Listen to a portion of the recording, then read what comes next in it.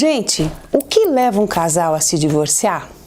Por que nós temos visto tantos divórcios, né? Vocês já se perguntaram?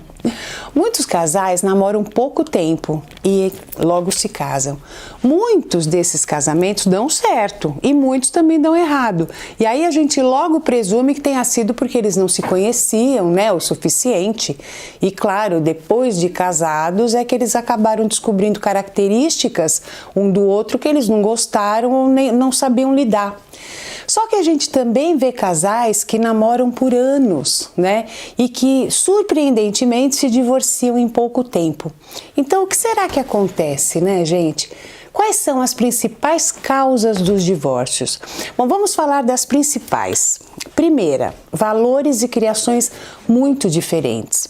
Cada pessoa traz consigo valores, ideias, crenças familiares, culturais, religiosas, não é assim?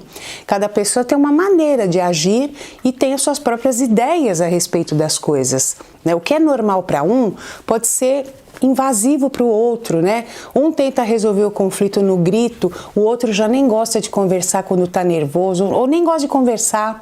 Então são muitas as diferenças na hora de tentar resolver um conflito. Se os dois estiverem dispostos a buscar um equilíbrio, um meio termo, né, que suavize as questões para os dois lados, a longo prazo o casal vai se distanciando, porque eles têm que achar esse equilíbrio, né? E aí eles deixam de conversar, o que geralmente leva à separação.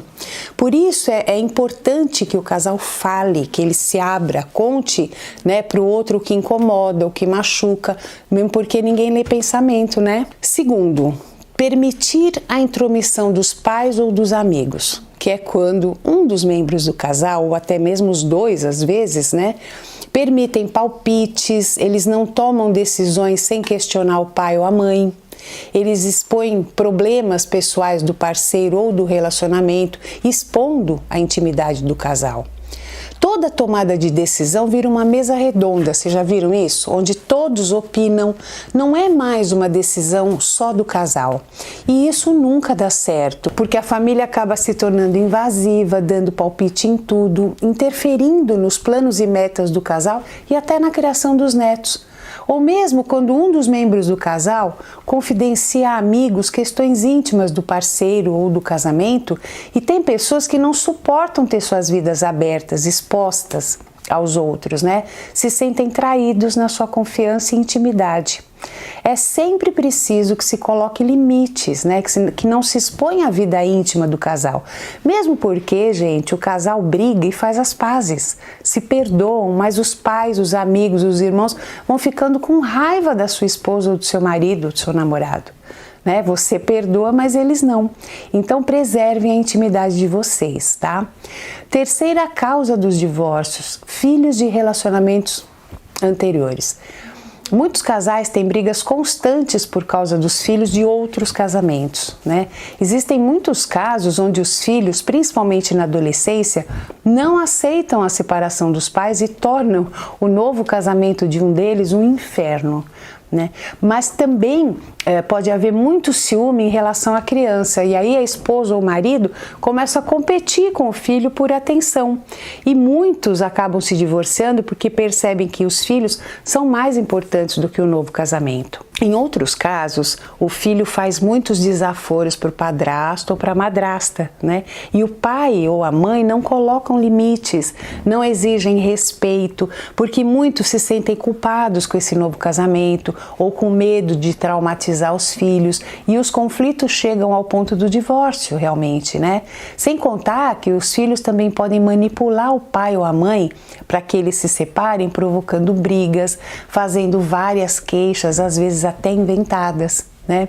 Muitas ex-mulheres ainda gostam, né, do ex e ficam ressentidas. Aí elas usam os filhos para infernizar a atual esposa ou marido, o que é péssimo para todo mundo, principalmente para os filhos, né? É preciso que o novo casal esteja muito afinado, né, e tenha muito diálogo e paciência.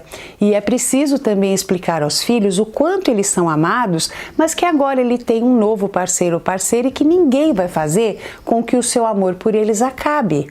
Tem que ter esse papo, esse diálogo com o filho. E se o problema for o parceiro ou a parceira, é importante explicar que filhos são a coisa mais importante que a gente tem na vida e que é preciso ser adulto e disposto a mudar esse comportamento também de birra, né, e competição com os filhos de outros relacionamentos. E falando em filhos, né, outro conflito que leva ao divórcio é quando o casal não conversa antes do casamento sobre quererem ter filhos ou não, né, ou em que momento eles pretendem ter filhos, quantos eles gostariam de ter. Esse é um assunto muito importante que precisa ser falado antes de se casar. Né? Ou se a pessoa tem algum problema para gerar filhos, né? Porque muitas pessoas elas se casam achando que é uma coisa que nem precisa conversar, que todo mundo quer ter filhos, só que não é bem assim.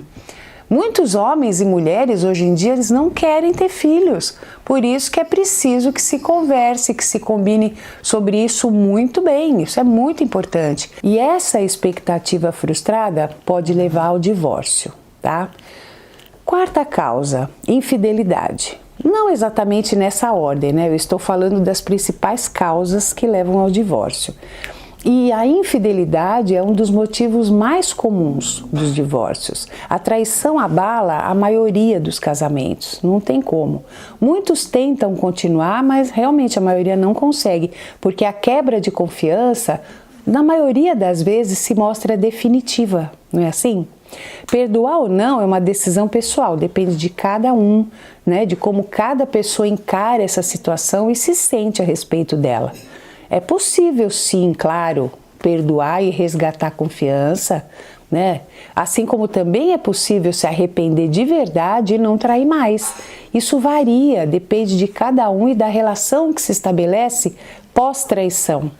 Mas o ideal sempre é conversar, dizer o que está sentindo, como está se sentindo a respeito do parceiro ou parceira ou a respeito de alguma outra pessoa, né? Porque trair, gente, é uma opção, mas respeitar é uma obrigação. Respeito e consideração são essenciais sempre. Bom, abusos físico e emocional, então nem se fala, né, gente? Não tem como não levar ao divórcio. Não vale a pena ficar com quem te machuca, te humilha, faz chantagem, manipula, te bate. Não vale a pena nem tentar salvar o casamento. Nesses casos, o principal muitas vezes é tentar salvar a própria vida. E as manchetes estão aí para comprovar, né? Existem mais razões, né, como a falta de dinheiro, porque a falta de dinheiro ocasiona muitas discussões e desgastes no relacionamento. Por isso, antes de casar, é preciso sim traçar metas, não é, se preparar, casar com uma situação financeira mais estável, empregados, não é? A gente sempre casa com as melhores expectativas, casamos cheios de planos, com muita esperança de que tudo serão flores, né?